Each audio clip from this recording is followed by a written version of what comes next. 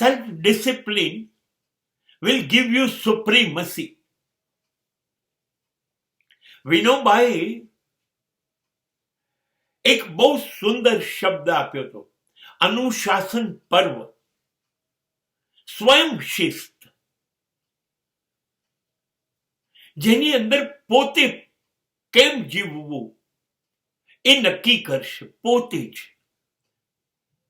પોતાની સ્થિતિ, પોતાની શક્તિ મુજબ એ કેવી રીતે ચાલશે એ અંગેના નિયમો એ પોતે બનાવશે. એને ગમશે ત્યાં સુધી એ નિયમ પાળશે. એને લાગશે કે હવે મારી સ્થિતિ મુજબ મારે નિયમ બદલવા છે, તો એ નિયમ બદલી પણ કાઢશે, એ તોડી પણ શકશે. આ સ્વશિસ્ત છે. કોઈના પાળેલા નિયમ નહીં, કોઈ બહાર વાળો જે નક્કી કરે એ નિયમ નહીં. તમે પોતે જ તમારા વિવેકથી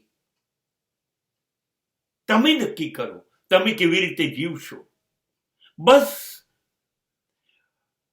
100% હવે તમારું ધ્યેય તમે મેળવી લેશો. કારણ કે હવે બધું એ થશે જે તમે નક્કી કર્યું છે, અને બધું સફળ થશે કેમ કે તમે કરવાના છો. હવે કોઈનું નડતર નથી. માટે self-discipline will give you supremacy.